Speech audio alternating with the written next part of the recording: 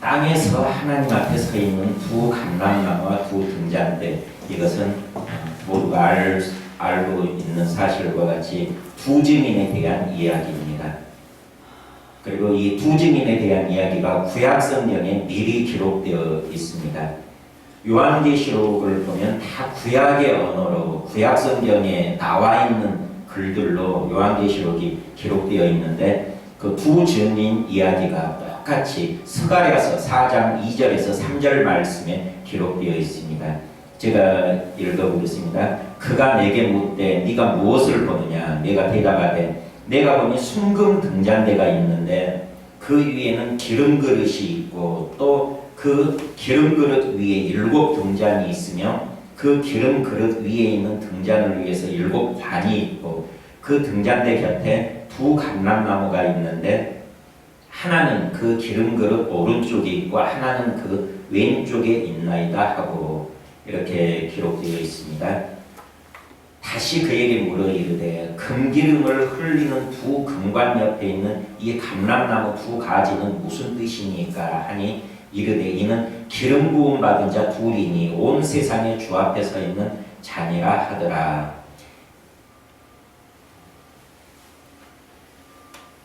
이걸 이제 그림으로 이렇게 표현하면 양쪽에 감람나무가 있고 가운데 등잔대가 있고, 이 등잔대가 메노라입니다. 7촛대 메노라가 있고, 이 메노라의 양쪽에 있는 감람나무로부터 기름이 계속 공급되어지는 이런 모습이 스가랴서에 있는 모습입니다.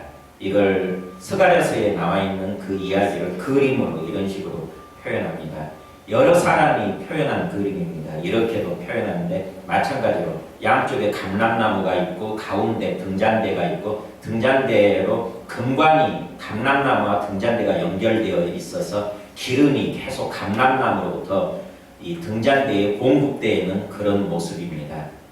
이것도 감람나무로부터 등잔대에 기름이 계속 공급되는 그런 모습, 이것도 그런 모습입니다. 스가랴서 이야기를 읽어보고 여러 사람들이 이런 식으로 표현을 했습니다. 이 이야기를 그대로 그렇게 그림으로 표현하는 것입니다. 그래서 스가랴 4장 14절 말씀을 기름 부음 받은 자 둘이니 이것을 전수 성경으로 읽어보면 기름 부음 받은 두 분이니 높임말을 쓰고 있습니다. 전수 성경이라는 게 이 성경입니다. 제가 가지고 보고 있는 이 성경에는 극존칭을 써서 기름 부음 받은 두 분이라, 기름 부음 받은 자 둘이니 이것은 극존칭을 써서 두 분이다 이렇게 기록되어 있습니다.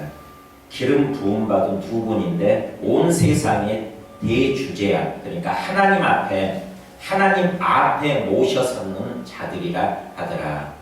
온 세상의 주 앞에 서 있는 자니라. 그러니까 그림이 보좌 앞에 서 있는 기름 부음 받은 두 분이 두 감람나무라 하는 것을 알 수가 있습니다. 보좌 앞에 있는 상황을 지금 보고 이런 식으로 표현했습니다. 나무 두 그루가 있고 촛대가 있고 금관이 이 촛대 등잔대에 연결되어 있고 기름이 계속 공급되어 있는데 이곳은 보좌 앞이라는 것입니다. 그래서 이 보좌 앞에 이제 양쪽에 두 감람나무, 기름 부음 받은 두 분은 누군가 하면은 성자 하나님과 예수 그리스도, 성자 하나님 예수 그리스도와 성령 하나님이 이 기름 부음 받은 두 감람나무라 하는 것입니다. 보통 지금 현재 나와 있는 주석서를 보면 이게 스룹바벨과 대제사장 여호수아라고 주석되어 있습니다. 그리고 모든 목사님들이 다 그렇게 해석합니다. 이렇게 양쪽에 있는 두 감람나무가 예수님과 성령님이다 이렇게 해석하는 사람 만나보지 못했습니다.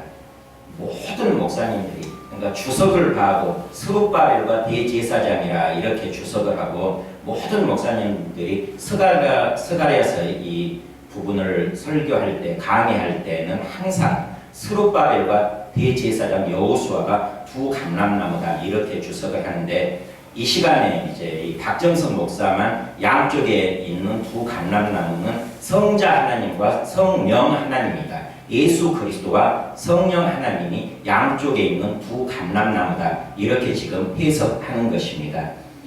지금까지 알아왔던 상식과 다르고 또 상식을 뛰어넘는다고 이 강의를 무시하지 마시고 말씀을 보면서 잘 따라오시기 바랍니다. 네. 이 부분을 이제 양쪽에 두 감람나무 기름 부음 받은 두 분 이 부분을 원어 성경으로 히브리어 성경으로 보면은 하이츠 하르는 신선한 기름을 발랐다 하는 것입니다.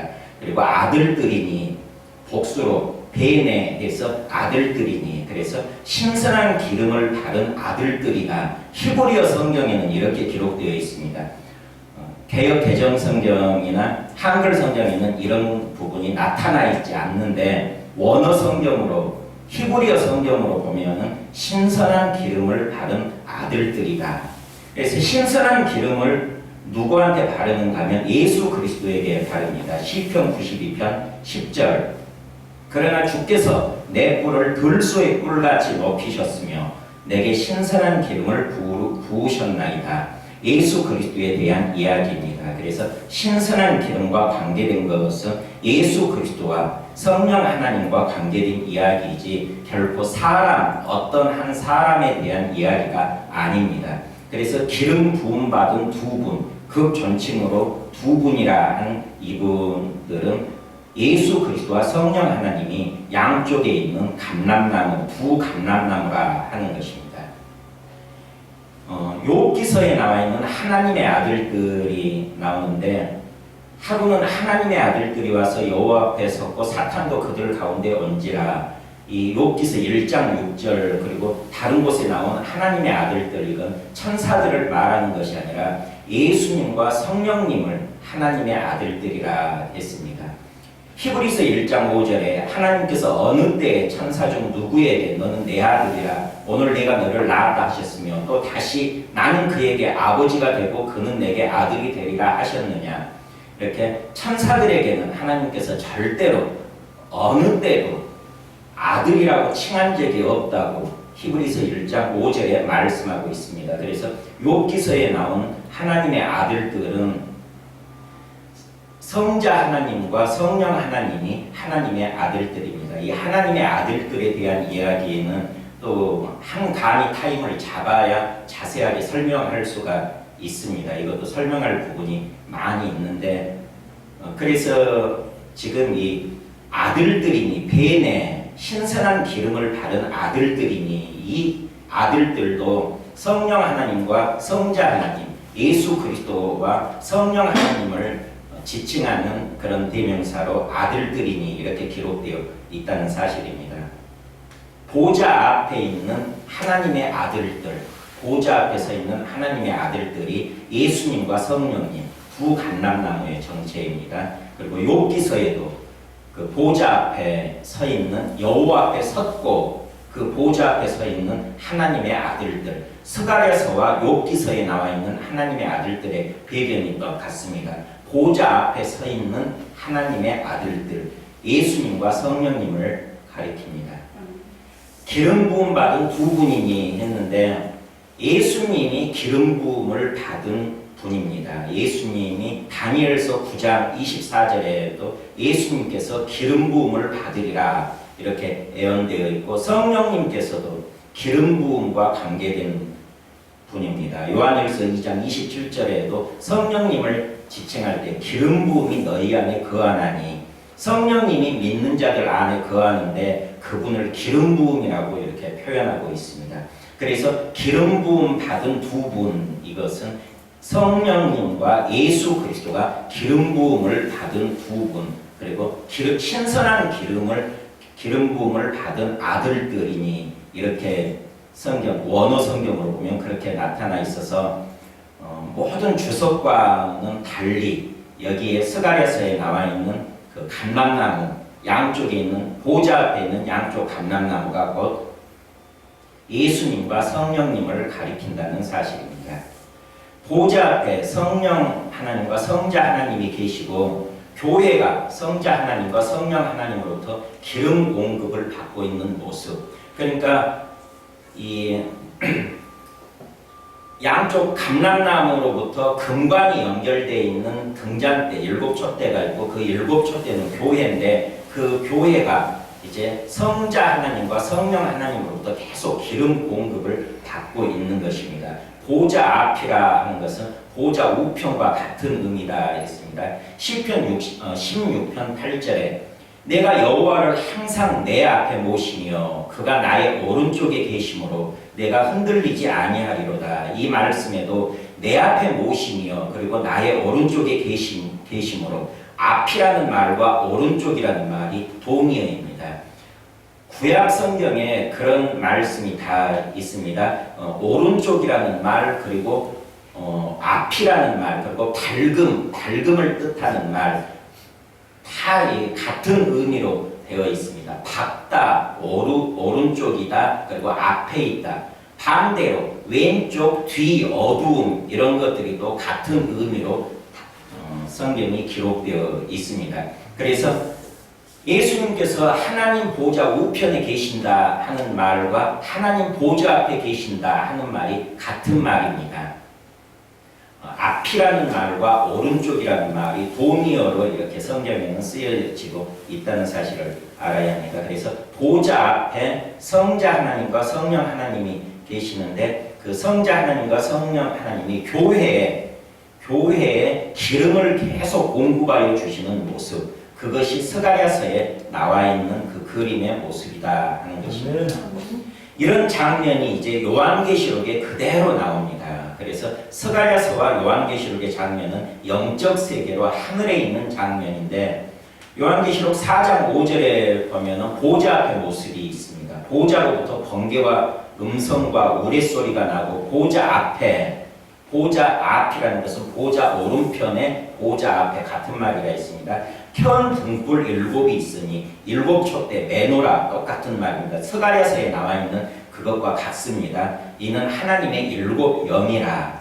이 일곱 영은 성령님도 일곱 영이고 예수님도 일곱 영인데 교회도 일곱 영이라고 표현하고 있습니다. 일곱 등불이 일곱 영이라 하는 것은 신랑과 신부가 한 몸이듯이 이렇게 예수님과 교회가 연결되어 있기 때문에 보좌 앞에 있는 그 일곱 등불 메노라를 하나님의 일곱 영이라 이렇게 기록하고 있어서 신랑과 신부가 한 몸 된 그 관계를 지금 이야기하고 있습니다.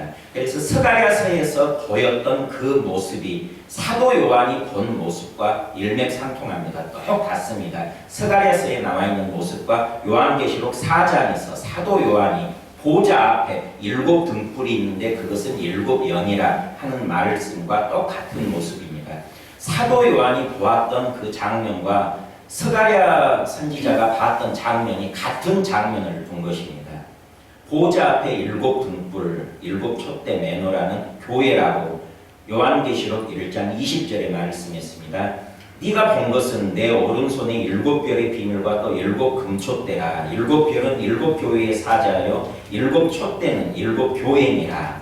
그래서 이 일곱 촛대, 일곱 등대, 일곱 등잔 이렇게 메노라를 가리키는데 이 메노라는 교회를 표하고 있습니다. 교회를 상징하고 있습니다. 그래서 보좌 앞에 하나님의 일곱 영은 이중적인 의미로 어린 양 되시는 예수님 그리고 온 땅에 보내심을 받은 성령님을 이중적으로 이야기한다 하는 것입니다. 요한계시록 5장 6절에 내가 또 보니 보좌와 네 생물과 장로들 사이에 한 어린 양이 서 있는데 일찍이 죽임을 당한 것 같더라. 그에게 일곱 뿔과 일곱 눈이 있으니 이 눈들은 온 땅에 보내심을 받은 하나님의 일곱 영이더라. 성령님이 일곱 영이고 그 감람나무 사이에 보좌 앞에 있는 그 등대가 촛대가 일곱 영인데 또 어린 양이 일곱 영이라 이렇게 말씀하고 있습니다. 네. 그리고 온 땅에 보내심을 받은 성령님이라 했는데 요한복음 16장 7절에 그러나 내가 너에게 실상을 말하노니 내가 떠나가는 것이 너에게 유익이라. 내가 떠나가지 아니하면 보혜사가 너에게로 오시지 아니할 것이요 가면 내가 그를 너에게로 보내리니 해서 보내심을 받은 분, 보내심을 받은 성령님께서 이 일곱 영이 되는데 이 눈들은 온 땅에 보내심을 받은 하나님의 일곱 영이더라. 성령님을 말씀하고 있고 또 어린 양, 일찍 죽임을 당한 어린 양이 일곱 영이고 그 감람나무 앞에 있는 기름을 공급받고 있는 그 촛대가 일곱 영이라 이렇게 성경이 말하고 있습니다.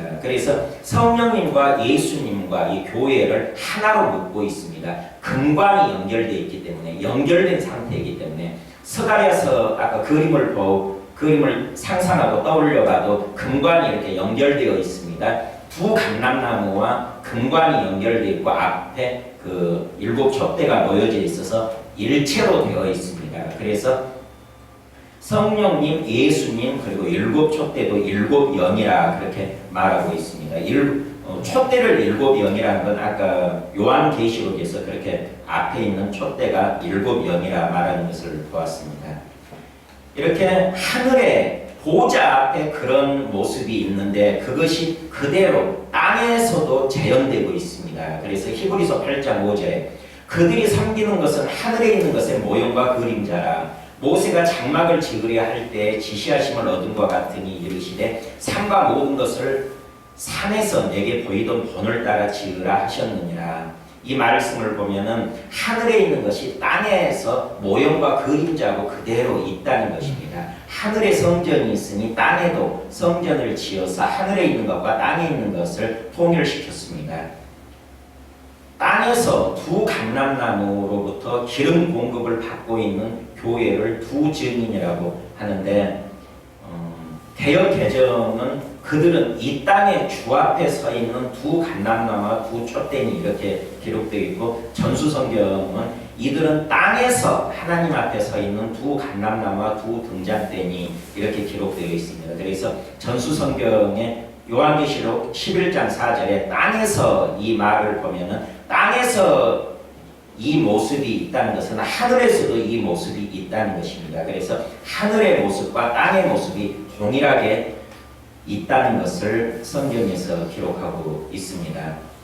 그래서 두 증인들은 하나님 앞에서 예수님의 말씀과 성령의 기름 부으심으로 삼위일체 하나님이 나옵니다. 하나님 앞과 예수님의 말씀 그리고 성령의 기름 부음으로 계속적으로 능력을 공급받고 있는 상태가 되어야 두 증인의 사명을 감당할 수 있다는 것입니다. 두 증인은 이렇게 성령 하나님으로부터 능력을 공급받고 예수님의 말씀으로 계속 기름 부음을 공급받고 있는 상태, 이런 상태가 되어야 두 증인이 되는데 이 두 증인들은 예수님이 초림할 때는 침례자 요한이 이 두 증인의 역할을 했습니다. 예수님의 그 초림의 사역을 미리 와서 예비하는 역할을 했었고 침례자 요한이 이 땅에 올 때는 엘리야의 능력과 엘리야의 심정으로 이 땅에 왔습니다. 그리고 구약성경의 예언된 말씀을 보면 구약성경의 예언자들은 예수님의 초림과 재림을 동시적으로 봤습니다. 따로따로 본 게 아니라 예수님의 재림을 보면서 초림을 봤다는 것입니다. 그래서 창세기가 기록될 때도 창세기 3장 15절에 그 여자의 후손에 대한 이야기가 있습니다. 그 여자의 후손에 대한 이야기에서도 예수님의 초림과 재림이 동시에 한 구절에 나와 있는데 뱀이 여자의 후손의 발꿈치를 상하게 할 때는 예수님의 십자가의 사건입니다. 그리고 이 여자의 후손이 뱀의 머리를 박살낼 때는 재림의 때입니다. 머리를 박살낸다는 것은 멸망시킬 때이니까 초림 때가 아닙니다. 예수님의 초림 이후에도 여전히 사탄이 활동하고 있으니까 예수님의 머리가 박살날 때는 그 뱀의 머리가 박살날 때는 예수님의 재림 때 그 뱀의 머리가 박살나게 돼 있어서 창세기 3장 15절도 초림과 재림을 동시적으로 말씀하고 있는 구절입니다. 구약 성경의 언어들이 다 그렇습니다. 초림의 예수님과 재림의 예수님을 동시에 이렇게 말씀하셨는데 초림 때는 침례자 요한이 두 증인의 사명을 감당하고 엘리야의 능력과 심정으로 와서 그 두 증인의 역할을 했는데 재림 때에도 이제 이 두 증인들은 엘리야의 능력과 모세의 능력으로 이 예수님의 재림을 준비하는데 예수님의 재림이 어느 때 이루어지는가 하면 첫 번째로는 순교자들의 수가 채워져야 예수님이 재림하고 두 번째는 땅끝까지 복음이 증거되어야 그러니까 전도와 선교가 끝나야 예수님께서 재림하시는데 예수님의 재림을 이루기 위해서는 마지막 추수가 다 되어야 합니다. 사도행전에 예수 믿기로 작정된 자는 다 믿더라 그 말씀이 완벽하게 이루어져야 합니다. 그래서 이 두 증인이 예수님의 재림을 앞에 두고 마지막 추수를 감당하는 사람들이 이 두 증인입니다. 그래서 이 두 증인이 그 침례자 요한과 같이 예수님의 재림을 예비하고 예수님의 재림이 이루어질 수 있도록 마지막 추수꾼으로서의 사명을 감당하는 사람들이 두 증인인 것입니다. 그래서 초림 때 엘리야의 심정과 능력으로 온 이 침례자 요한과 같이 마지막 재림을 앞두고서도 이제 엘리야의 능력으로 두 증인들이 기도하면 3년 반 동안 땅에 비가 내리지 않습니다. 이건 엘리야 때 있었던 이야기고 또 두 증인들이 물을 피로 강을 바다를 모든 물들을 피로 변하게 하는 그 모세가 행했던 능력을 이 두 증인들이 그대로 재현하게 됩니다. 그래서 모세의 능력 그리고 엘리야의 능력으로 두 증인들이 예수님의 재림을 준비하고 마지막 추수권의 사명을 감당하게 되는 것입니다. 그래서 이 두 증인은 계속적으로 그렇게 하나님 앞에서 예수님의 말씀을 공급받고 성령님의 기름 부음을 계속적으로 능력을 공급받은 상태가 되어야 그 예수님의 재림을 준비하는 마지막 추수꾼의 사명을 감당한다는 말씀입니다. 스가랴서와 요한계시록이 연결되면서 이렇게 두 증인의 정체를 밝히고 있습니다. 두 증인은 두 사람이 협력하여야만 두 증인이라고 하는 것이 아니라 각 개인이 성령님과 동역하는 주의 종을 두 증인이라고 한다 하는 것입니다. 물론 예수님이 전도하러 제자들을 보낼 때도 70명의 전도대를 보낼 때도 둘씩 짝을 지어서 이렇게 전도하러 보내고 12명의 제자를 전도하러 보낼 때도 둘씩 짝 지어서 보냈습니다. 증인의 요건이 2명 이상 증인이 되어야 그 증인의 효력이 나타나기 때문에 한 명 가지고는 증인의 효력이 없습니다. 꼭 증인은 2명 이상 되어야 증인이라 할 수가 있습니다. 구약성경에 나와 있습니다. 그래서 이 증인의 역할은 꼭 2명을 보내는데 두 증인 사역을 감당하는 이 요한계시록에 나오는 두 증인은 굳이 2명이 같이 다녀야만 두 증인이 아니라 성령님과 동역하면은 두 증인이라고 할 수가 있습니다. 요한복음 15장 26절에서 27절 말씀 보면 내가 아버지께로부터 너희에게 보낼 보혜사 곧 아버지께로부터 나오시는 진리의 성령이 오실 때 그가 나를 증언하실 것이요 너희도 처음부터 나와 함께 있었으므로 증언하느니라. 성령님께서 예수님을 증거하고 그 다음에 너희도 예수 믿는 너희도 예수 그리스도를 증거하니까 두 증인이 되는 것입니다. 성령님이 증인 한 분 그리고 예수님의 제자들이 또 한 명에서 두 증인이 되는 것입니다. 그래서 성령님과 동역하면은 그 사람이 두 증인의 사명을 감당하는 사람이 됩니다. 마지막 시대에 두 증인의 사명을 감당하는데 내 짝은 누구지 하면서 짝 찾아서 고민할 필요 없습니다. 자기 짝이 누군가 하면 성령 하나님이 내 짝이 되는 것입니다. 그러니까 성령님과 교통을 잘해야 되고 성령님과 보조를 잘 맞춰가야 성령님과 증인으로서 짝을 이루어 갈 수가 있는 것입니다. 이 두 증인이 예수님의 말씀을 계속 공급받고 하나님 앞에서 예수님의 말씀을 계속 공급받고 성령님의 기름 부으심이 계속 공급되어져야 한다 하는 것을 말씀드렸는데 성경에 보면은 이제 제자들의 모습 속에서 제자들이 처음에는 예수님께 귀신을 내어쫓는 권능을 받았습니다. 그리고 전도하러 나가서 귀신을 쫓아내고 많은 병자를 고쳤습니다.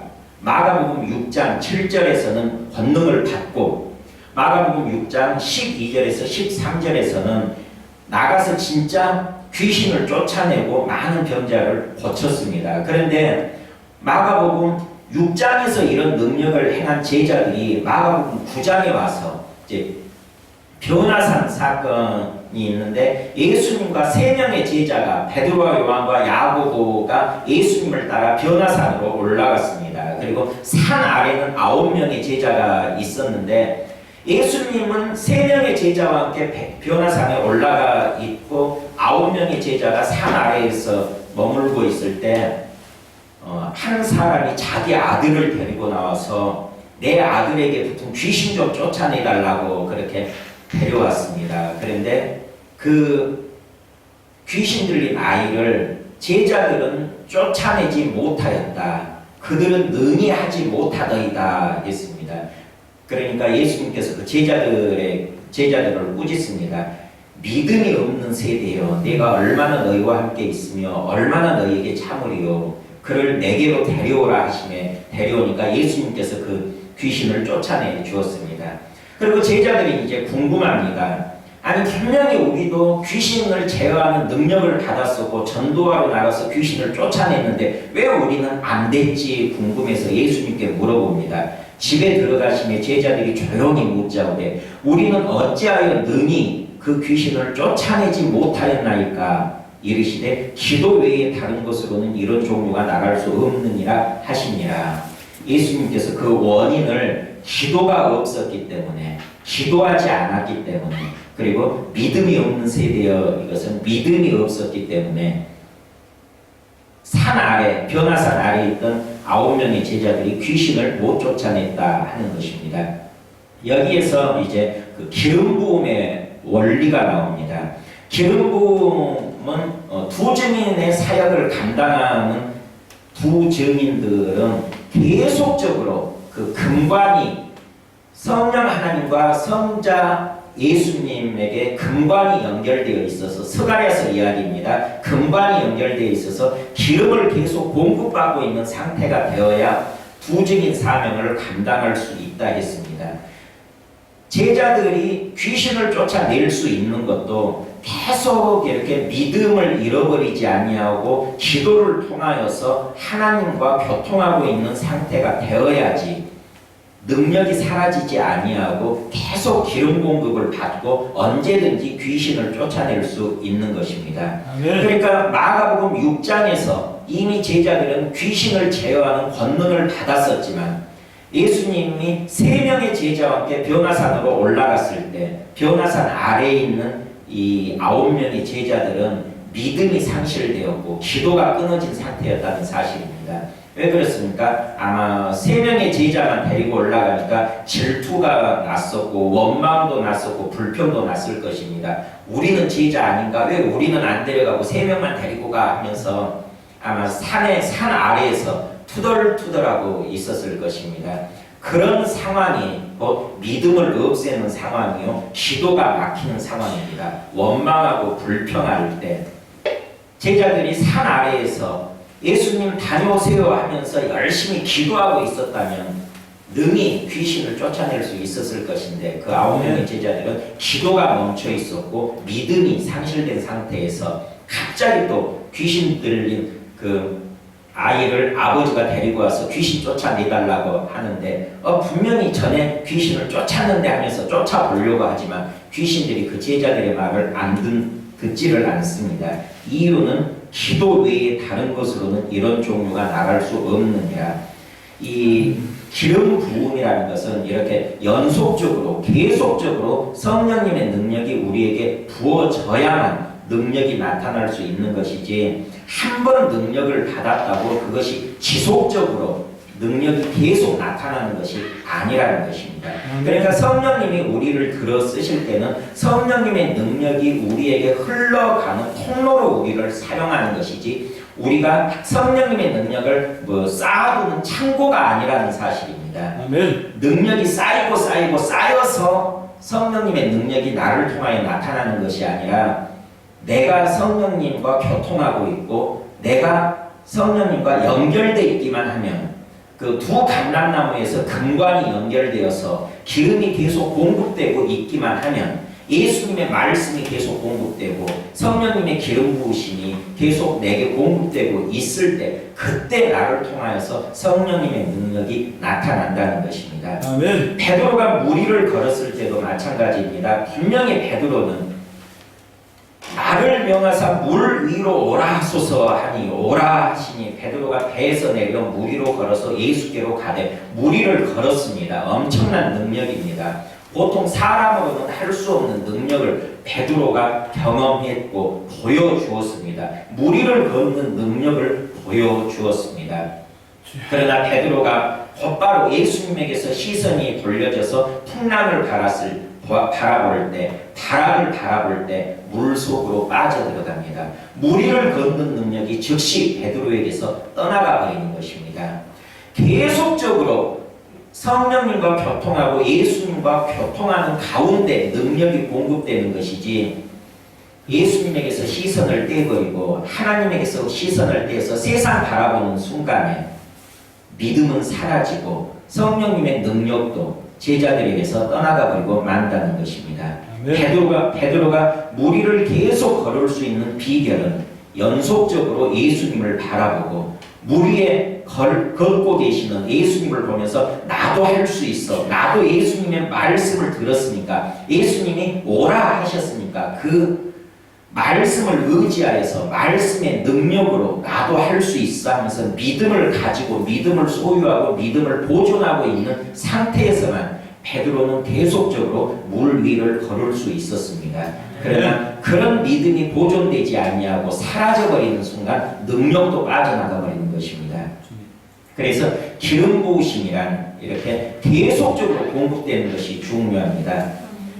구약성경에 보면 그 사울 라마나요스로 간 사울에게도 그런 기름 부으심이 공급되는 적이 있었습니다. 다윗을 잡으러 라마나요스로 갔을 때 하나님의 영이 이 사울에게 임하시니 그가 라마나요까지 걸어가며 애언을 하고 또 하루 밤낮을 애언자로 살았기 때문에 속담에도 이르기를 사울도 선지자 중에 있느냐 하니라. 사무엘상 19장 23절에서 24절 말씀에 있습니다. 이 사울이 처음부터 애언자가 아닙니다. 선지자도 아닙니다. 사울 왕입니다. 다윗을 잡아 죽이려고 하는 이 사울 왕이 애언자도 아니고 선지자도 아닌데 라마나요스에 들어갈 때 하나님의 영이 사울 왕에게 임하시니 사울 왕이 애언자가 되는 것입니다. 하나님의 영이 임할 때 애언의 은사를 안 받아도 애언을 할 수 있습니다. 성령님의 기름 부으심이 임하면은 이렇게 성령님의 능력이 나타나게 되어 있습니다. 애언은 은사입니다. 고린도전서 12장에 나와 있는 그런 애언의 은사, 성령님이 주시는 은사가 기름 부으심을 통하여서 임하게 되는 것입니다. 부증인들도 이렇게 성령님의 은사와 능력을 가지고 부증인의 사명을 감당하기 위해서는 계속적인 하나님의 말씀, 예수님의 말씀을 공급받고 성령님의 기름 부으심을 공급받을 때 그 두 증인의 사명을 감당한다는 것입니다. 그래서 계속 이 기름을 공급받을 수 있는 방법은 쉬지 말고 기도하는 것입니다. 기도를 쉬지 아니하고 계속 기도하면은 성령과 교통하는 것이 되고 예수 그리스도와 연결되어 있는 것이 되고 성령의 기름 부음을 계속 공급받는 상태가 되는 것입니다. 데살로니가 전서 5장 19절에는 성령을 소멸하지 말라 이랬습니다. 이 말을 원어로 보면 헬라어 성경으로 보면은 성령의 불을 끄지 말라, 소멸하지 말라, 이 말은 불을 끄지 말라. 원어 성경에는 불을 끄지 말라고 되어 있는데 성령의 불을 끄지 아니할 수 있는 방법은 기름이 계속 공급되어야 합니다. 그 열처녀 비유에서도 나머지 5처녀는 기름이 없어서 불이 꺼져간다 했습니다. 기름이 없으면은 불이 꺼져가도 그 불을 살릴 수가 없습니다. 그러나 슬기로운 5처녀는 기름을 준비하고 있었기에 꺼져가는 등불을 다시 살릴 수가 있었고 불을 끄지 아니할 수가 있었습니다. 이 성령의 불을 끄지 않을 방법은 계속 기름 공급을 계속 받고 있는 상태가 되어야 합니다. 아멘. 그래서 성령의 불을 소멸하지 말라, 성령의 불을 끄지 말라, 이 말씀은 마지막 시대의 이 두 증인의 사명, 마지막 추수꾼으로의 그 사명을 감당할 두 증인들이 그 사역을 감당하기 위해서는 이 말씀이 이제 실제화되어야 합니다. 쉬지 말고 기도하라. 그리고 성령의 불을 끄지 말라. 이 말씀이 일상생활이 되어야 합니다. 항상 기도함으로 성령과 교통하고 있어야 하며 성령의 불이 내 속에 계속 타오르고 있어야 합니다. 성령의 불이라는 것은 성령님의 능력을 이야기하고 하나님의 손을 의미하고 천사들의 활동을 의미합니다. 성령님께서 능력으로 활동할 때 성령의 불이라고 그렇게 표현하는 것입니다. 성령님의 그 능력으로 심판을 행하실 때도 불 가지고 심판하신다고 하고 또 이렇게 두 증인 입에서 불이 나온다. 하나님의 말씀이 나올 때도 불이 나온다 해서 항상 그 능력과 관계될 때 불이라고 이렇게 표현하는데 성령의 불을 끄지 말라. 이것도 성령님의 은사가 계속적으로 나올 수 있도록 성령님의 능력이 나를 통하여서 계속 증거될 수 있도록 성령님과 교통하고 성령님과 연결되어 있고 쉬지 말고 기도하는 상태로 있어라. 예수님께서도 변화산 아래에서 그 사건을 통하여서 기도 외에는 이런 유가 나갈 수 없느니라 말씀했듯이 이미 귀신을 쫓아내는 권능을 받은 제자들이 다시 귀신을 쫓아내기 위하여서는 기도가 있어야 그럴 수 있었다 말씀하였듯이 기도를 통하여서 성령의 그 기름 부음을 계속 공급받고 그런 성령의 기름 부음을 공급받는 상태에서 이제 부증인의 사역을 감당한다는 것입니다. 부증인들이 어떻게 사역하는가 하면 요한계시록 11장 5절에 만일 누구든지 그들을 해하고자 하면 그들의 입에서 불이 나와서 그들의 원수를 삼켜버릴 것이요 누구든지 그들을 해하고자 하면 반드시 그와 같이 죽임을 당하리라. 그래서 그들의 입에서 나오는 불이란 이순신 장군이 만든 거북선에서 나오는 불이 절대 아닙니다. 사람의 입에서 거북선과 같이 그렇게 파이어 하면은 막 불이 휙 나와도 입 다 데어버립니다. 그날 저녁 식사도 못합니다. 입 다 데어가지고 입에서 나오는 불이란 하나님의 말씀이 나온다. 아멘. 절대로 진짜 불이라고 문자적으로 그렇게 보면 안 되고 하나님의 말씀이 그들의 입에서 나오는 불이라는 것입니다. 그러니까 부증인들은 하나님의 말씀 가지고 사역을 합니다. 에레미야 1장 9절에서 10절 말씀에 여호와께서 그의 손을 내밀어 내 입에 대시며 여호와께서 내게 이르시되 보라 내가 내 말을 너의 입에 부어놓으라. 보라 내가 오늘 너를 여러 나라와 여러 왕국 위에 세워 네가 그것들을 뽑고 파괴하며 파멸하고 넘어뜨리며 건설하고 심게 하였느니라 하시니라. 말씀 가지고 뽑기도 하고 파괴하기도 하고 파멸하고 넘어뜨리고 건설하고 심고 하나님의 말씀을 사람의 입에 두니까 그 말씀의 능력으로 이런 엄청난 능력이 나타납니다. 뽑기도 하고 파괴도 하고 파멸도 시키고 넘어뜨리고 건설하고 심는 이런 역사가 하나님께서 입에 넣어두신 말씀, 그 말로 이런 역사를 일으킵니다.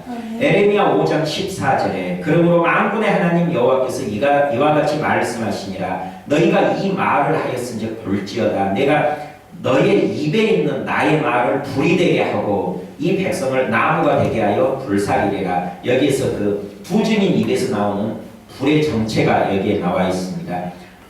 하나님의 말씀이 불이 되게 하고 에레미야 23장 29절에도 여호와의 말씀이니라 내 말이 불같지 아니하냐 바위를 쳐서 부스러뜨리는 방망이 같지 아니하냐.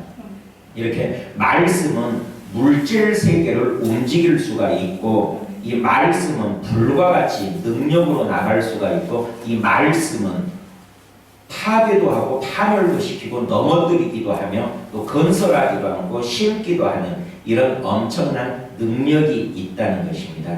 하나님의 말씀의 능력이 우리가 경험해야 될 성령님의 기름 부으시며 또 성령님의 능력입니다. 하나님께서는 우주 만물을 말씀으로 창조하셨기 때문에 그 말씀의 능력이 창조의 능력이 있다는 것을 인정하고 하나님의 말씀의 능력을 사모해야 합니다. 시멘트 집을 지을 때 시멘트 가지고 벽돌을 만들고 그 벽돌을 쌓아가지고 집을 지어갑니다. 벽을 쌓아갑니다. 시멘트로 만든 벽돌을 가지고 집을 쌓아갈 때 그 집은 어떤 집이냐 하면은 시멘트 벽돌 집이 되는 것입니다. 시멘트로 벽돌을 만들어서 그 벽돌로 집을 쌓으니까 그 집을 가리킬 때 시멘트 벽돌 집이라 이렇게 말합니다. 대리석으로 만드는 집은 대리석 집이라, 진흙으로 만드는 집은 흙집이라 이렇게 말하듯이, 또 나무를 가지고 만드는 집은 목조주택이라, 나무집이라 이렇게 말하듯이 시멘트 벽돌 가지고 쌓은 집을 시멘트 벽돌 집이라고 말합니다. 우리 사람, 내 영혼이 들어가 사는 이 육체의 집은 어떻게 만들어졌습니까? 하나님의 말씀으로 흙을 만들고 그 흙을 가지고 아담의 육체를 만들었습니다. 그래서 우리가 사는 영혼의 이 몸은 말씀 흙 몸입니다. 시멘트 벽돌 집이라 하듯이 말씀 흙 몸이 우리의 그 몸의 정체입니다. 그럼 시멘트 벽돌 집에 뭐 벽돌과 벽돌을 이어붙일 때도 시멘트를 갖다 발라서 벽돌과 벽돌을 이어붙이고, 시멘트 벽돌 집이니까 시멘트를 가지고 벽돌을 이어붙이고, 벽돌에 빵꾸가 나면은 시멘트를 발라서 그 빵꾸를 떼우고, 깨진 벽돌도 시멘트로 고치고, 다 집 수리, 벽 수리를 시멘트 벽돌 집을 수리할 때는 시멘트를 가지고 수리를 하듯이 말씀 흙 몸을 수리하고 고치고, 말씀 흙 몸이 고장났을 때는 말씀을 가지고 그 몸을 수리하고 고칠 수가 있다는 것입니다. 그래서 이 말씀 가지고 예수 그리스도께서 하신 일을 우리도 감당할 수가 있고, 말씀 가지고 성령의 능력과 권능을 우리가 경험할 수가 있습니다. 말의 능력을 우리가 경험할 수가 있습니다. 두 증인이 그 말을 가지고 마지막 추수 사역을 감당하는 것, 그것은 지극히 정상적인 일이요, 약속의 말씀이 그대로 나와 있는 것입니다. 말을 가지고 이렇게 뽑고 파괴하고 파멸하고 넘어뜨리고 건설하고 심게 하였느니라 하시니라, 이미 하나님께서 약속하신 일이요, 이러한 것들이 마지막 그 두 증인, 마지막 추수꾼의 사명을 감당하는 그 믿음의 사람들을 통하여서 그러한 일들이 일어나게 된다는 것입니다. 이 성경에는 제자들에게 하신 말씀은 온 세상 사람들에게 하신 말씀이요, 또 만약에 에베소 교회 사자에게 편지하라 하면 꼭 에베소 교회에 다니는 성도들의 그 사람들한테만 하신 말씀이 아니라 온 세상에 사는 성도들에게 하신 말씀이 에베소 교회에 주신 말씀이듯이, 사도 요한에게 너는 이 작은 두루마리를 갖다 먹어라 하는 말씀은 예수 믿는 모든 사람들에게 이렇게 갖다 먹으라 하는 말씀입니다. 그래서 계시록 10장 9절에도 내가 천사에게 나아가 작은 두루마리를 달라 한즉 천사가 이르되 갖다 먹어버리라. 네 배에는 쓰나 네 입에는 꿀같이 달리라 하거늘. 이 작은 두루마리, 이것은 작은 책이라는 의미인데, 이 작은 책이라는 것은 마지막 시대를 증거하는 메시지가 적힌 성경을 이 작은 책이라고 표현하고 있습니다. 전체적인 교회 시대에 대한 이야기가 아니라 마지막 예수님의 재림의 때를 기록한 책, 그것을 이제 작은 두루마리, 작은 책이라고 표현하는데, 그것을 갖다 먹으라. 갖다 먹으라는 표현은 누가 먹여주는 말씀이 아니라 수고와 노력을 통해서 알아가는 말씀이라는 의미로 가져다가 먹으라 이렇게 말씀합니다. 그래서 사도 요한이 이제 내가 천사의 손에서 작은 두루마리를 갖다 먹으니, 그 작은 책을 갖다 먹어버리니 내 입에는 꿀같이 달았는데 먹은 후에 내 배에서는 쓰게 되더라. 그래서 이 말씀을 먹은 종이라야 입에서 말씀의 불이 나올 수가 있습니다. 두 증인의 사명, 마지막 추수꾼의 사명을 감당할 수 있는 사람은 말씀을 공급받은 사람이 이 두 증인의 사명을 감당할 수 있으니까 스가랴서에 그렇게 양쪽 감람나무에서 하나님 앞에서 예수님의 말씀으로 한쪽 감람나무, 예수님이신 한쪽 감람나무에서 계속 말씀을 공급받고 또 한쪽 감람나무, 성령님이신 그 한쪽 감람나무에서는 성령의 기름 부음을 계속 공급받고 있는 그 종이 일곱 촛대에 해당되는 그 종이라야 마지막 시대에 두 증인의 사명을 감당한다 하는 것입니다. 이렇게 말씀을 통하여 이제 두 증인의 정체에 대하여 알아보았습니다. 계속적으로 공급받는 이 이제 그림 다시 보겠습니다. 이렇게 양쪽 예수님과 성령님으로부터 능력을 성령의 기름 부음, 예수님의 말씀을 계속 공급받고 있는 이 촛대는 교회라고 했고 또 마지막 그 추수꾼 사명을 감당하는 사람도 땅에 서 있는 두 감람나무와 두 촛대니 이렇게 했는데 땅에 서 있는 두 감람나무와 두 촛대니 이 말 중에는 이렇게 스가랴서 말씀을 보지 않고는 이해가 가지 아니하는 말씀입니다. 스가랴서 말씀을 보니까 금관이 연결되어 있다 했으니까 이 두 감람나무와 촛대는 일체라는 것을 알 수가 있습니다. 하나다 하는 것을 알 수가 있습니다. 그러니까 요한계시록에 이 두 증인을 두 감람나무라 했습니다. 두 감람나무, 예수님과 성령님으로부터 계속 능력을 공급받고 있는 상태니까 두 감람나무. 그리고 두 촛대니 했는데 원래는 한 촛대이지만 두 증인을 이야기하기 위해서 두 촛대니 했습니다. 그리고 꼭 두 명이어야만 증인이 되는 것이 아니라 성령과 동역하는 두 증인이 될 수 있다 하는 것을 말씀드렸습니다.